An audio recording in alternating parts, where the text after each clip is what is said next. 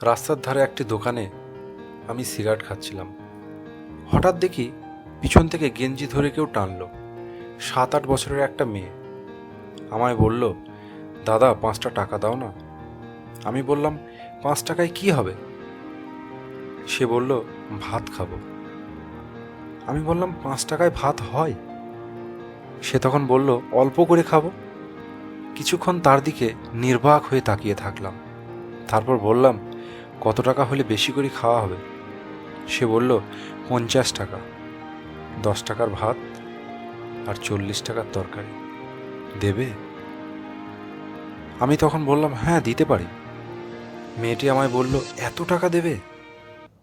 তাহলে ভাত কিনে দিতে হবে না, একটা অন্য জিনিস দেবে।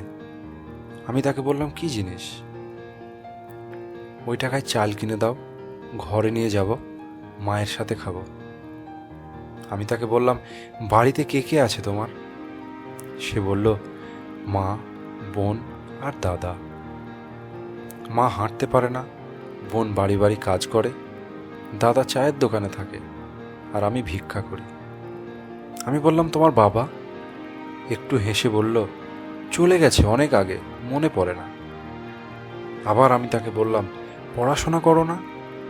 তখন সে অল্প হেসে বলল, পড়লে ভিক্ষা করতাম কখন, আর ভিক্ষা না করলে খাবার জুটবে না।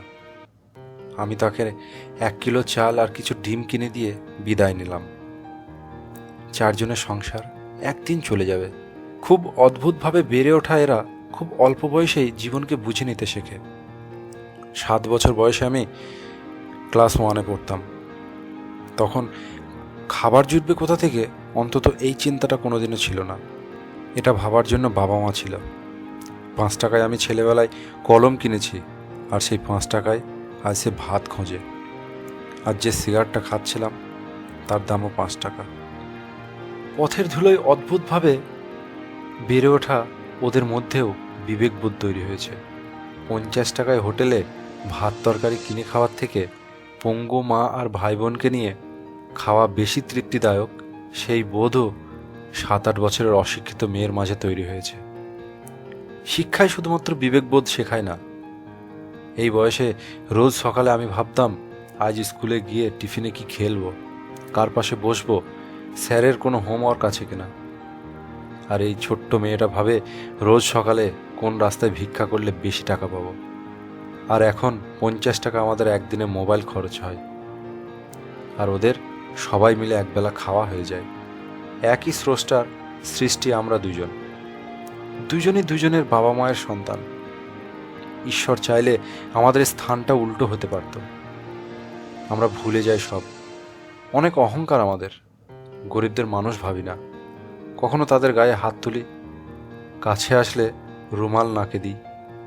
আমাদের ভাবভঙ্গি এমনই যে আজ আমাদের যে ভালো পজিশন, এর ক্রেডিট আমাদের নিজেরই। অথচ ঈশ্বর চাইলে আজ সে চা খেত, আর আমি গেঞ্জি টেনে 5 টাকা চাইতাম ভালো করে ভাত খাবার জন্য। ভালো রেখেছেন স্রষ্টা, সত্যিই অনেক।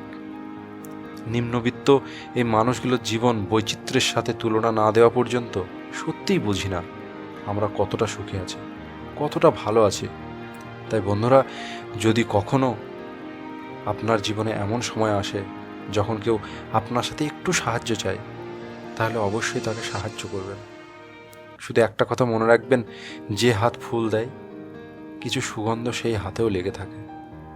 তাই আপনি যদি কাউকে খুশি করেন, আপনি যদি কারোর মুখে হাসি ফোটান, তাহলে আপনিও খুশি হবেন। একবার করে তো দেখুন, অনেক ভালো লাগে। তো বন্ধুরা, কেমন লাগলো ভিডিওটি কমেন্ট করে বলুন। যদি ভালো লাগে তাহলে অবশ্যই লাইক করুন, শেয়ার করুন আপনার বন্ধুদের সঙ্গে, আর চ্যানেলটিকে সাবস্ক্রাইব করে পাশে আসা বেল আইকনটিতে প্রেস করুন, কারণ আপনার জীবনকে সহজ এবং আমাদের চ্যানেলটিকে সাবস্ক্রাইব করে দিন।